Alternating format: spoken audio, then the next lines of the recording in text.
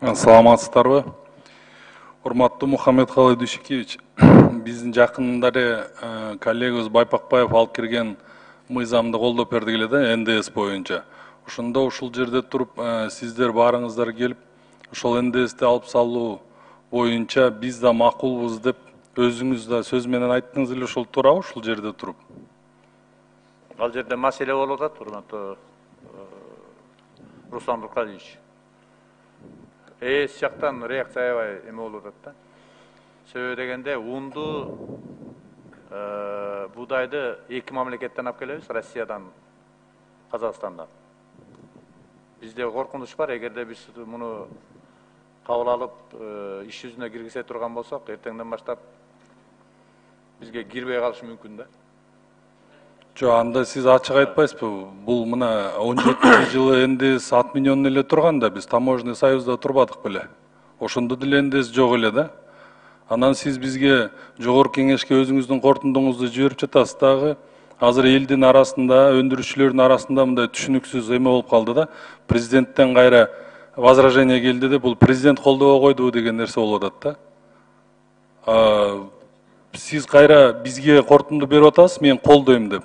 Президентке баргандан кийин сиздер Конституцияда жана 81-беренин 2-пунктуна ылайык кат жөнөтүп атасыздар да кайра, колдобой, кол койбой кайра бериңиздер деп. Бул жерден сиз позицияңызды ачык айтышыңыз керек.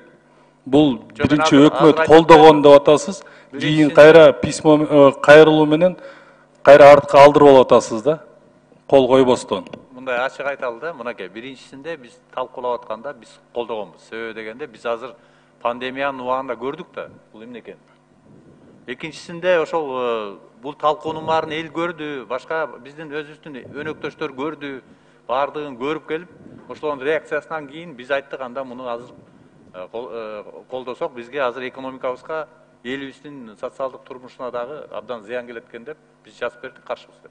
Каршымыз эмес, азыр кабыл алуу момундай коркунуч бар деп жазып бердик. Эми ошону эмнеге колдобой койдук дейм да, 17-жылы биз таможенный союзда турдук эле да, бул казакский сторонанын эле бир лоббистский группаларынын жасап аткан иши эмеспи? Эмнеге дегенде, ушундай бизде кырдаалда мына буудайды дагы, унду да киргизбей койду.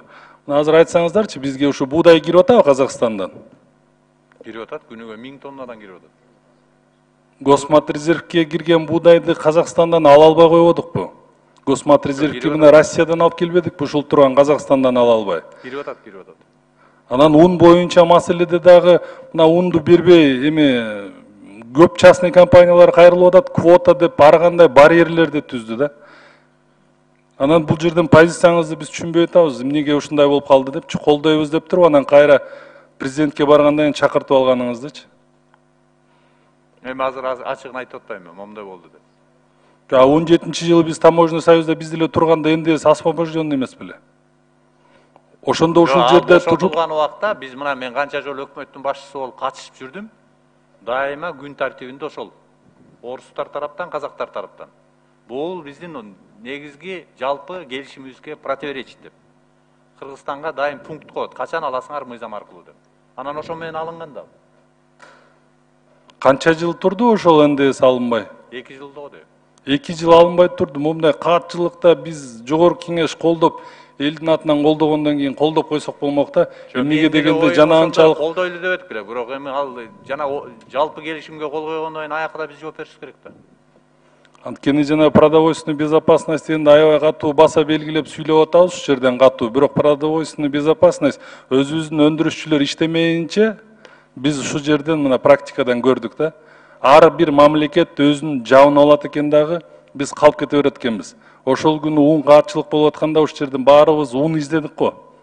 Ушул турган мамлекеттен ала албай койдук. Мына частный компаниялар акчаларын жөнөтүп коюп, бүгүнкү күнгө чейин ала албай атат. Госматрезерв сиз казактарга чыктыңыздарбы мына ушул буудай боюнча ала алдыңыздарбы? Ала алган жоксуздар. Эми азыр кабыл алсак, мындан да жаман болот. Эмнеси болот жаман? Эмне жаман? Жөн эле турганда квота кирип атабы? Азыр Россия Федерациясында квота кирди. Жөн анда таможенный союздан чыгалы деп анан ушинтип Мана айтып коюшуң ой да. Ошол боюнча иш-чараларды жасабайлыбы анда? Эмнеге дегенде аябай кыйын болду да ушул жолкудачы.